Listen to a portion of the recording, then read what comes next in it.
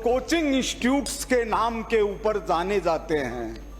महोदय, ये सारा जो मायाजाल है कोचिंग इंस्टीट्यूट का, ये हमारे ईस्टर्न एशिया के अंदर शुरू होता है। यानी एंट्रेंस परीक्षाओं का नर्क, इसका अर्थ है जापान में यानी कोचिंग इंस्टीट्यूट, यानी ऐसा नर्क जो कर दे बेड़ा गर्क।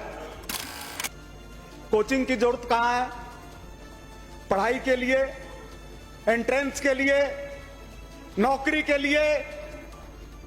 एक ऐसा मायाजाल, हमारा एजुकेशन सिस्टम लगभग कोलैप्स होता जा रहा है। चलिए राजस्थान विश्वविद्यालय में, किसी और विश्वविद्यालय में, किसी सरकारी कॉलेज में अगर एक भी कमरे में पढ़ाई होती मिले, लेकिन चले जाइए किसी कोचिंग इंस्टीट्यूट में, वो जरा सा भी खाली मिले। इसका कारण है कि हम शिक्षा से दूर होते जा रहे हैं और शॉर्टकट अपनाते जा रहे हैं। यह शॉर्टकट है कोचिंग इंस्टीट्यूट। करूंगा, लेकिन यह जो बिल है पास नहीं किया जाए। धन्यवाद सभापति। यह आज से 20 साल पहले आया होता तो हमको लगता कि हम समय के साथ चल रहे हैं। आज जब बिल लाया गया है तो हम देर से चल रहे हैं या रास्ता भूल चुके हैं, या 20 साल बाद जो स्थिति होने वाली है वह हमारे ध्यान में है या नहीं, यह एक सवाल मंडरा रहा है। आदरणीय सभापति महोदय, एक तरफ स्कूल कॉलेजों का पाठ्यक्रम, दूसरी तरफ प्रतियोगी परीक्षाओं का सिलेबस, और इन दोनों के बीच में बनी हुई खाई को दूर करने के लिए एक पुल कोचिंग इंस्टीट्यूट्स के नाम के ऊपर जाने जाते हैं। महोदय, ये सारा जो मायाजाल है कोचिंग इंस्टीट्यूट का, ये हमारे ईस्टर्न एशिया के अंदर शुरू होता है। कोरिया, चीन, जापान, भारत। एक शब्द है जापान में, जुकेन जिगोकू, जुकेन जिगो, यानी एंट्रेंस परीक्षाओं का नर्क। इसका अर्थ है जापान में यानी कोचिंग इंस्टीट्यूट, यानी ऐसा नर्क जो कर दे बेड़ा गर्क। महोदय, विषय यह है कि कोचिंग की जरूरत कहां है? पढ़ाई के लिए, एंट्रेंस के लिए, नौकरी के लिए।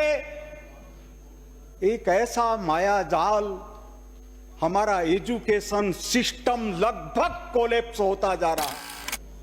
मैं कहना चाहता हूं, चलिए राजस्थान विश्वविद्यालय में, किसी और विश्वविद्यालय में, किसी सरकारी कॉलेज में अगर एक भी कमरे में पढ़ाई होती मिले, लेकिन चले जाइए किसी कोचिंग इंस्टीट्यूट में, वो जरा सा भी खाली मिले। इसका कारण है कि हम शिक्षा से दूर होते जा रहे हैं और शॉर्टकट अपनाते जा रहे हैं। यह शॉर्टकट है कोचिंग इंस्टीट्यूट। ऐसे हमारा देश के महानगर कंपटीशन कैपिटल के अंदर बदलते जा रहे हैं। हमारा राजस्थान कोचिंग कैपिटल के रूप में बदलता जा रहा है। हमको केवल यह नजर आता है कि 60,000 करोड़ का यह कोचिंग का व्यवसाय 28 के अंदर 1.33 लाख करोड़ का हो जाएगा। क्या ये केवल पैसे से जुड़े विषय हैं? आज तक कोई भी आत्महत्या हुई हो, उसमें किसी को सजा मिली हो, तो मेरे से ज्यादा आदरणीय माननीय कोटा से आने वाले वरिष्ठ विद्वान सदस्य ज्यादा जानते होंगे। क्यों आवाजें आती हैं कि ये कोचिंग इंस्टीट्यूट भ्रष्टाचार से जुड़े हुए हैं? हम इनको और जोड़ना चाहते हैं। जो प्राधिकरण खड़ा करना चाहते हैं वो क्या करेंगे सिवाय भ्रष्टाचार के? जेडीए की स्थिति देख लीजिए, एक नया प्राधिकरण खड़ा कर दीजिए, अफसरों का जाल खड़ा कर दीजिए। ये जो भारत सरकार की गाइडलाइन है जनवरी 2024, ये क्या कहती है? राजस्थान के लिए कहती है कि डबल इंजन की सरकार है, साथ साथ चलो। डबल इंजन की सरकार, साथ साथ चलो। फिर ये कहां से सवाल आता है कि वो मानते हैं कि सेकेंडरी एजुकेशन के बाद या 16 वर्ष की उम्र होने के बाद कोचिंग में दाखिला ले सकेंगे, उसके बाद ही ले सकेंगे।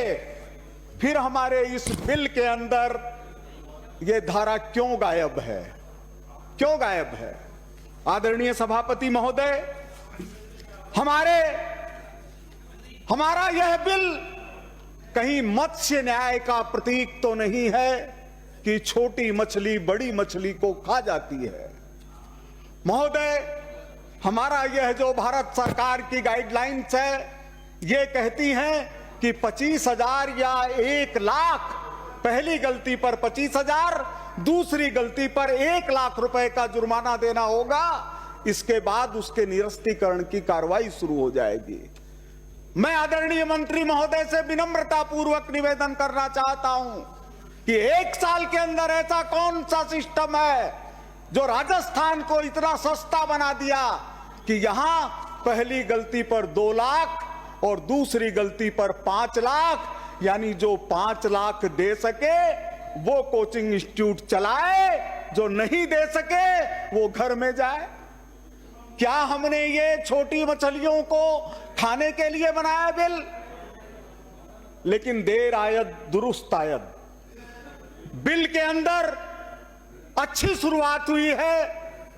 आदरणीय सभापति महोदय, इस बिल के लिए सुप्रीम कोर्ट उस समय भी कह चुका है जब राजस्थान के अंदर आदरणीय भजन लाल जी की सरकार नहीं होती थी।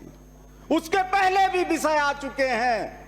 लेकिन ये इतना बड़ा माया जाल है, कहीं पर ओम की आवाज आती है, कहीं ओम शांति की आवाज आती है, कहीं प्रभु की आवाज आती है। लेकिन ये लोग इतने ज्यादा ताकत में आ चुके हैं महोदय कि कहीं राजस्थान के शैक्षणिक सिस्टम को कोलैप्स नहीं कर दें। मैं एक उदाहरण के साथ अपनी बात खत्म करना चाहता हूं।